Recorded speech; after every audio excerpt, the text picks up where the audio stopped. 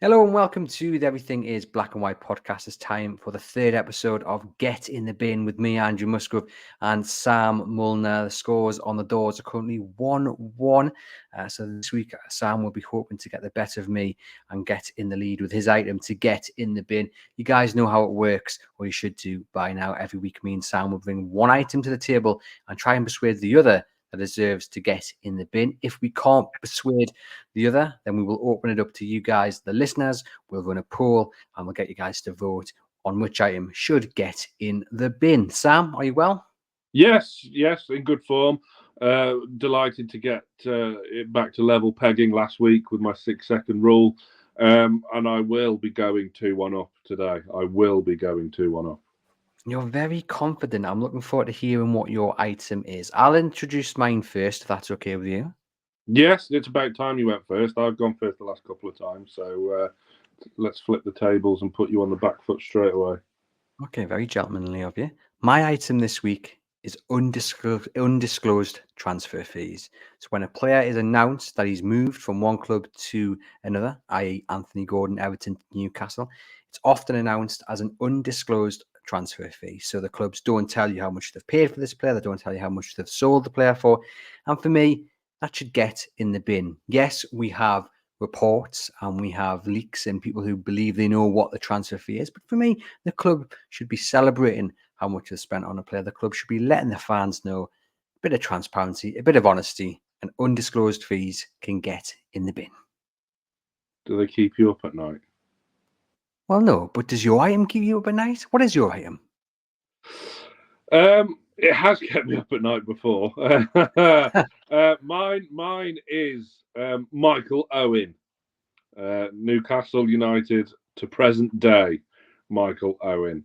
It's not very often. Well, no, I don't hate on one specific person at all, but I'm going to make an exception this time. I mean, look, I can still look back with a glint in my eye to really rubbish players that have represented Newcastle United in the past, and they've had my support when pulling on the black and white shirt. Marcelino, I can look back with fondness of Marcelino's.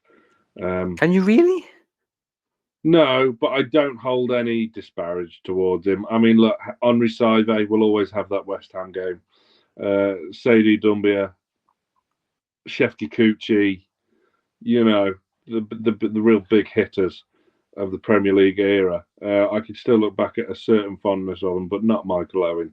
It was a marriage made in hell. He never wanted to join us in the first place. I still find it infuriating that this vacuous little man is allowed to spread his poison and lies about the whole refusal to play thing, which I'll go into a bit more as we toe the line of libel on this week's show. But Michael Owen for me, I can't stand the guy. I can understand why you've put him on the table. The fact that he never wanted to really join Newcastle and he's been open and honest about that is quite annoying. It's irritating. His attitude, the whole helicopter thing, very frustrating. I should love Michael Owen. He should be a guy right up my street. Loves horse racing. We have that in common.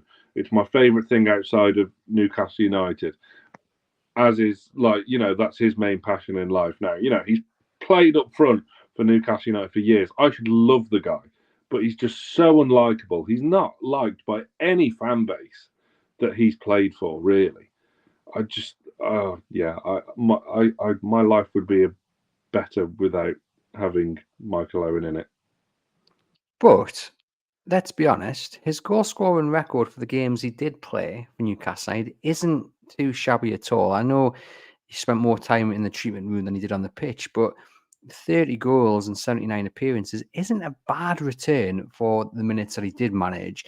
And there were some special moments up front with Alan Shearer. Where have I gone now?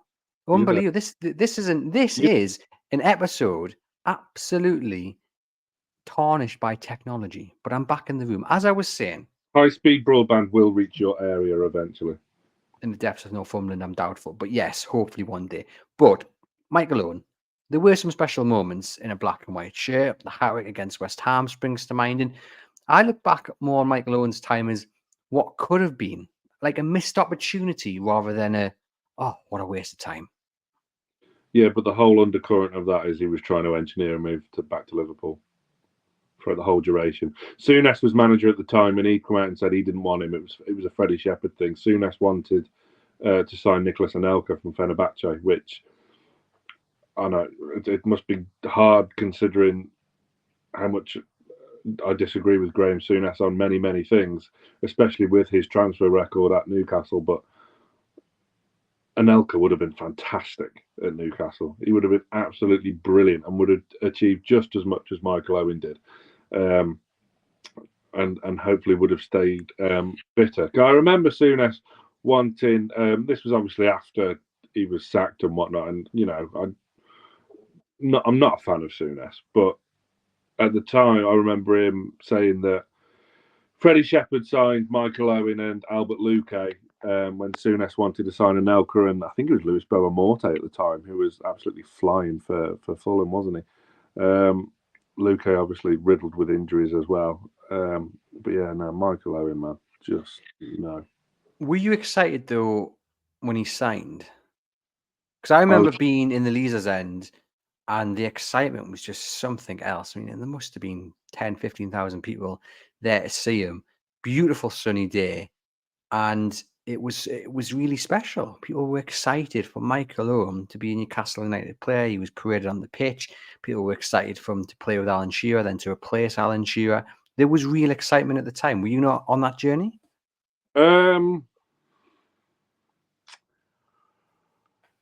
At the time, we didn't know the undercurrents of the deal, did we? But to be honest, I was buzzing that we'd got Nobby Solano back, which happened. It was on the same day or within the same 24 hours. Yeah, everyone started chanting for Nobby during that unveiling, which actually might lend itself to your point when you think back. But come on, you must have been excited for Michael Owen. You know, his goal scoring record at that time was brilliant. He'd absolutely smashed it in the Premier League. It hadn't quite worked out at Real Madrid, but you know, Ballon d'Or. Yeah, he was a brilliant player. Yeah, he was, and I certainly wasn't disappointed. You broke your club's transfer record on a new striker from Real Madrid, a Ballon d'Or winner. This is what I mean. Everything should point into the direction that we would love Michael Owen, but it's just not the case. He's so unlikable. We didn't know at the time when he was being unveiled by it was Jim White back in the day. It was. We didn't know that throughout this whole time that he didn't want to join Newcastle. He wanted to go to Liverpool, and it was just. But I mean, players will have their number one choices to join, and it won't always happen. You know, I'm sure Alan Shearer probably never wanted to go to Southampton or Blackburn if he had the choice to start at Newcastle and you know get picked up by Newcastle. He'd want to go to Blackburn at the time. He won the Premier League there. No. But what I mean is like if you maybe in an ideal world, and obviously I can't speak for Alan Shearer, but players in an ideal world, if there's no obstacles, if there's no issues, they will have teams that they want to go straight to. Yeah, I get that, but it's the kind of attitude and the way Owen goes about his business, and it's just a general demeanour and attitude about his whole time at Newcastle. Yes, there was a bit of what could have been, and his goal record isn't that bad, but there was no. Thing is with Owen, and an old best mate of mine was a big Liverpool fan, and obviously his goal record at Liverpool was great. But the amount of important goals that Owen scored at club level weren't that many. So, like, my mate always used to tell me, yeah, he scores goals for Liverpool or whatnot, but, like, we were already winning at the time. He scored, like, the third goal in a 3-0 win or something like that. There was always a lot of that, which makes the goal record look a lot better than what it actually is. Look, Owen did have some good days in a black and white shirt. There's no denying that. A brace on Derby Day. You mentioned the West Ham game. I remember was it West Brom away in the kind of two-tone dark green shirt, lovely kit. Him and Shearer. There's no denying that, but you know, had we have signed someone else instead of Michael Owen, you wouldn't have got a similar result or a better result or a more certainly long term a better result. And then the whole refusal to play, where he's allowed unchallenged, because these interviewers, including Simon Jordan, who thinks he knows it all, but had Michael Owen on his podcast and didn't challenge him because he didn't do his research properly. The whole story is that Owen can spin it in a way that he denies ever refusing to play in the Aston Villa game last day of the season, when we know that's not the game in question that he refused to play in. It was the game before that at home to Fulham that he refused to play. And this was all proven by Paul Ferris at the time. So his mates in the media either don't do their research, and to have a pop at Shearer as well is just absolutely brain dead. I can see that he's definitely not going to be on your Christmas card I list. really don't like him, and he doesn't actually live far from me. And he has, rumour has it, he was in my local pub last year for Cheltenham. I just no. You didn't pop down and say hello. No. Look, you say you wouldn't have had the same outcome, but you can't compensate for injuries. I mean, they could have signed Nicholas Anelka. Well, you can, because his injury record was already shambolic. Yeah, but I mean, what happened against for England, that kind of freak knee injury and what have you? Look, players get injured. You know, Nicholas Anelka could have picked up an injury, or his nickname of the Sulk could have come home to roost, and he could have had a terrible attitude as well. I think that's a little unfair to kind of say we would have had a different outcome. You just don't know. But yes, you know, they're not playing, refusing to play against Fulham when Newcastle really need them. That really irritates me as well. But yeah, you know, for me, like I say, it is one of what could have been rather than one of frustration. That's the viewpoint I take, because I think him and Shearer together, and we saw what they could do with England. We saw glimpses of what they could do for Newcastle. It really could have been something special. Was it? I don't think in the long line of partnerships Alan Shearer had down the years, he would ever include Michael Owen anywhere near the top. No, he wouldn't. But what I'm saying is, you know, on paper, it could have been something special. Obviously, what happened? Football isn't played on paper, Andrew. That's very true. That's very true. Right. Well, we'll come back to Mr. Michael Owen, and we'll get back onto my get in the bin item, and it is undisclosed fees. So basically, what happens is, you sorry, what? They're played on paper. Oh, they are indeed. They are indeed. So when one club doesn't want the fee known, it's not known. The player could raise his hand and also say he doesn't want it known. Reasons why they do it: protects your budget, doesn't let opposition clubs know how much money you've got to spend. I guess from a seller's point of view, Sam, if you're going to keep the fee that you've got for a player secret, that does probably help you when you go to replace them, because you don't want clubs knowing that you've got 50, 60 million for a player, and then you go knocking for a replacement while you're going to have to spend that money. I guess creates a little bit of uncertainty as well. But surely you just want to know how much you've signed a player for, right? If you're a fan, you want to know that you've spent £40 million on this brand new star, right? No, because you already really know. You've got an idea. Just because it doesn't officially say on Sky Sports News a number and it just says undisc. We still have a pretty generic idea of a ballpark figure of how much it's cost. Like the amount of undisclosed, look at our recent history, undisclosed fees of Gordon, Bruno. We know how much they cost, really. Well, you should. You're the journalist, not me. But it's not really. Is it affecting people's day-to-day lives of not knowing? Where is Michael Owen? Is that attitude really affecting your day-to-day life though as well? I think that's a bit of a did at the time, and it does. And I imagine you. It doesn't affect. Wait, no, it does. If you see clips of Michael Owen on social media or whatever spouting his BS, that is affecting my day-to-day life, and it just wants me to tell him to F off and to get in the bin, or my equivalent of what I wanted to call this show, which didn't get past Reach PLC bigwigs. Yeah, it does. It's more affecting than not knowing a transfer fee. Just because it's not spelled out for you that Anthony Gordon costs 45 plus 5. So not knowing, so the whole undisclosed fee doesn't irritate you at all?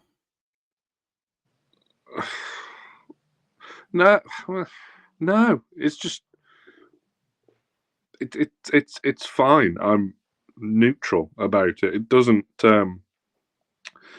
infuriate me. I'm not a fan of it, but it doesn't keep me up at night. I really want to know how much we pay for Leon. Well, it was about 40 odd mil. Well, Yeah, but okay. I'd rather know. I'd rather know the certainty. I'd rather know exactly how much you paid for him and then all the add-ons and incentives. I think it's just Look, really interesting. we Newcastle fans as a collective, we can find almost anything out. We can find out what time a plane is coming in from a certain area when we're signing a player. We can find anything out. So, and we tend to eventually anyway. Um, yeah, it just doesn't bother me. In the I don't see why it's got you riled up just because you can't get your calculator out and work out the intricacies of FFFP. It's it's just it's a non-starter. It just doesn't matter. There we go. Well, if you're watching on YouTube, let us know in the comments what you think. Does it irritate you, undisclosed fees, or are you quite happy, like Sam, to sit in ignorance and just put a prediction or an estimate on a transfer fee? Do let us know. Come on then, Sam. Persuade me that Michael Owen needs to get in the bin. I don't need to. Everyone watching this will. All right, I say everyone. That's a sweeping generalisation.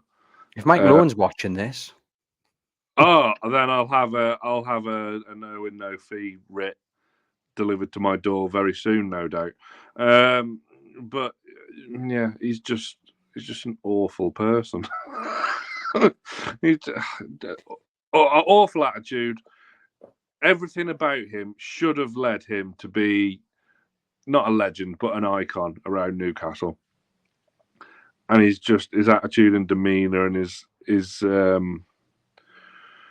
kind of desire just not to be there, and the disrespect he showed the club, the disrespect he showed the fan base, and the kind of lies that he spins since leaving about the refusal to play at Fulham, saying he didn't refuse to play at Villa when that wasn't the issue anyway. I just would love it if he just was erased from Newcastle United history. okay, I don't feel as passionate on the matter as you. I mean, you are clearly very irate at this. Undisclosed fees. I mean, it's going to be difficult to persuade you they deserve to get in the bin. You've kind of set your stall out already. And to be fair, your reaction to my point is somewhat dampened my passion for this item to get in the bin. And with that in mind, I'm just going to hand you the win, actually.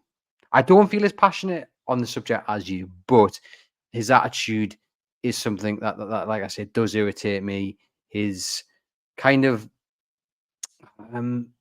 arrogance and arrogance towards Newcastle, his contempt, for want of a better phrase, maybe towards Newcastle is something that annoys me as well. Like I say, for me, it's more what could have been rather than a real frustration. But I can understand why you're as irritated as you are. So, Like, sure. the points that I've covered, like what could have been, yeah, I fully take that because, like, as I said, I should love Michael Owen. We like the same things outside of football. You know, great goal scorer at his time at Liverpool and Real Madrid, and with England as well. He didn't do too shabby. But if you just think back to that Fulham game, I was there that day, so it's imprinted on my brain. Aside from the horrendous decision from Howard Webb to disallow Mark Viduka's goal, we get hit on the counter by Diamanti Kamara. I'm going to take your word for it, but it's a tremendous memory that you remember that Mark Viduka disallowed goal. Oh, it's not. That's in folklore, man. I had Mark Viduka on my own podcast, and he remembers it very well as well. As does Alan Shearer. I've spoken to him about it in the past. Look at you just dropping the names. All available on the Greenwood and Mulliner Show podcast feed. Yeah, that game, if you were able to chuck on an 80% fit Michael Owen for 20, 25 minutes when we're chasing the game, because all we needed was a point. All we needed was a draw, and we would have stayed up that season. And Alan But then Shearer. does that not Alan dilute Shearer, as well, the snowball effect for that is, I didn't think Alan Shearer was a bad manager. I thought I would have loved to have seen him have another go somewhere. But obviously that experience of being relegated with his club obviously put him right off. I know he was close to joining Southampton at one point or whatever, but it's just left a really, really nasty taste on so many levels. But given that you are as angry as you are about that Fulham game, and you just said you could throw him on 80% and he'd make a bit of a difference, dilutes your point somewhat, doesn't it? Because actually, there you are admitting he had something about him and he could have changed the game had he played. Never questioned his ability once. In Just his attitude. in the whole 20 odd minutes that we've been going at this, I've never questioned his ability. He was an absolute thorn in our side when he played for Liverpool. I hate him with the whole rubbing his hands together when he dismantled Philippe Albert and absolutely put us to the sword. Can't stand him then, but you couldn't deny, especially when he was breaking through and coming through at England, he was brilliant. First big injury and he lost a yard of pace has obviously snowballed into a lot of serious injuries, but it's just, like you say, attitude and just vile little. Where would you rank him in terms of, I mean, do you consider him a flop, or does the fact he scored 30 plus goals kind of keep him out of that bracket? Yeah, I think it would be looking at it in the just stone cold facts and taking out emotion and attitudes and everything about it. You can't put him in the same bracket as Givash. I guess it's funny actually, isn't it? Because we know he cost £16.8 million, and it lends itself to my point. Was it undisclosed? Well, this is the point I was about to make. I think Newcastle were very keen at that point to make it known that we've broken Alan Shearer's records. This is how much Michael Owens cost. I wonder if would have been less anger had the club actually said it's undisclosed, and then when it backfired and he was injured for large parts of it, you wouldn't be talking about the money wasted because he didn't actually know whether they signed him for £1 or £17 million. Well, the annoying thing is as well that record stood for so long. True. So way longer than what it should have done. But that wasn't, that was more down to Mike Ashley more than anyone. But we'd always have to hear about it as like a constant reminder. To be fair, that record that he broke, the Alan Shearer transfer record, that stood for what Michael Owen signed 2005. So that stood for 10 years. 10 years, yeah. But that was a world record transfer fee at the time. It was for one of the best goal scorers in the world. It was for the Premier League's top scorer, and it was for one of the legends of the game, not just a Newcastle United legend. There we go. And you're not putting Michael Owen into that bracket of being a legend of the game, or in Newcastle. To be honest, I do feel a bit cleansed now that he is going in the bin. I do feel better about life. Well, he is going in the bin. You've won this episode 3. Sam's item of Michael Owen at Newcastle United has ended up in the bin. He has beaten my item of an undisclosed transfer fee. Still a little bit irritated at undisclosed transfer fees, but not as irritated as Sam is with Michael Owen. And for me, Sam's passion hands him the victory this week. Thank you very much to Sam. Hope you guys are doing well. Hope you guys have enjoyed this episode. Please give the video a thumbs up on YouTube. Share the podcast among your Newcastle United supporting friends and family. And for me and Sam, we'll be back next week with episode 4.